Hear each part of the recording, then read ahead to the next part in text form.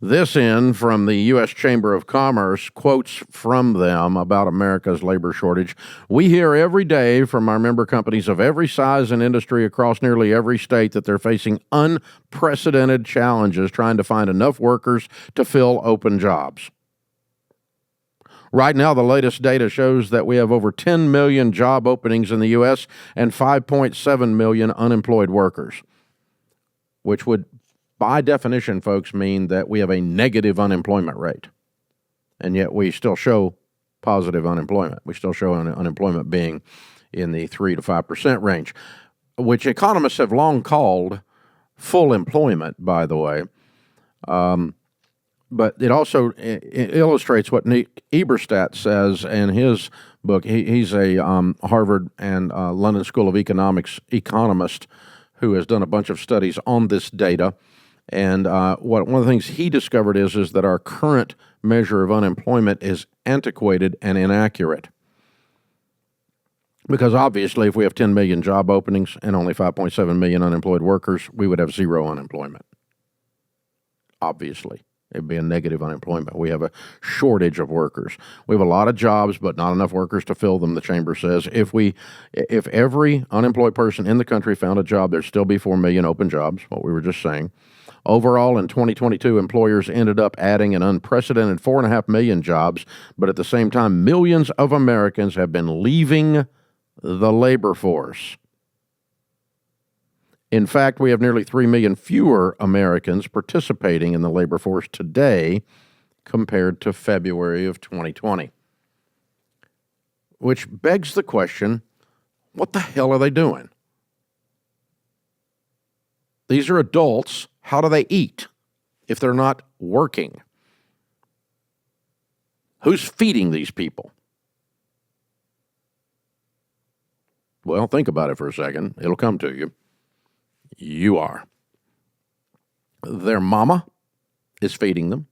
They live in their mother's basement, and in the greatest turn of irony I've ever heard, spend their days playing Call of Duty. Think about the irony of that.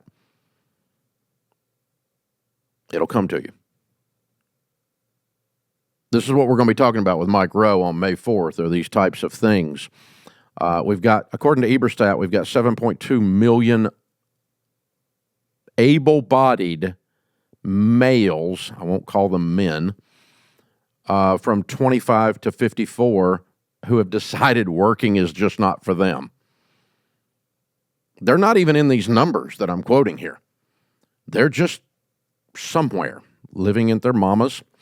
Maybe their girlfriend's taking care of them. Maybe they got a sugar mama.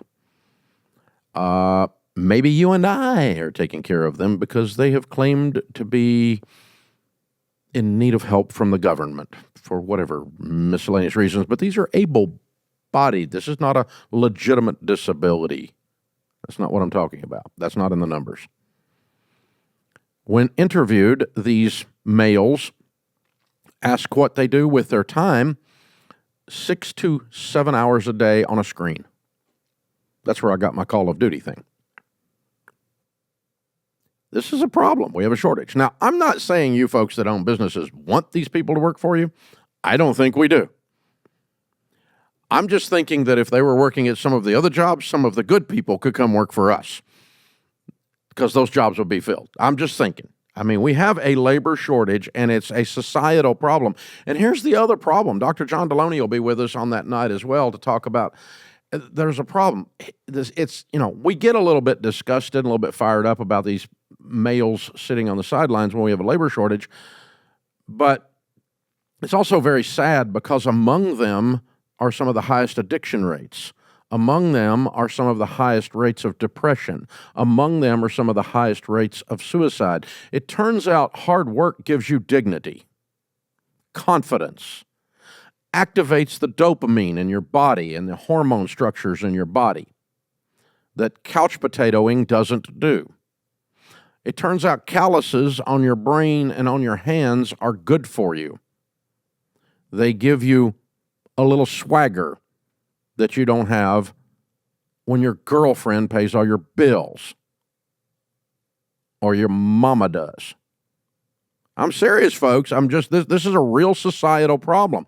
We have raised a group of people in this country in every generation. They span all the generations. This is not a Gen Z thing. It's not a millennial thing. So I'm not trashing those generations. There's members of every generation. We have spent the last 100 years or 200 years in this country trying to make life easier, and it worked. Now we've made it so dad blame easy that these people don't even have to do anything. So my suggestion is that we start making it hard for them again. It's good to do hard things. It's good for you to do hard things. And again, we'll be talking about this. You'll get to hear all this again because I just can't shut up about it. It's driving me nuts. But it's a societal breakdown that's now reflected in the simple fact that some of you that are running businesses simply can't find someone to do work at your place. And we know where they are. I just told you where they are. They're on the couch. They're there. The human beings are out here floating around. They're just worthless.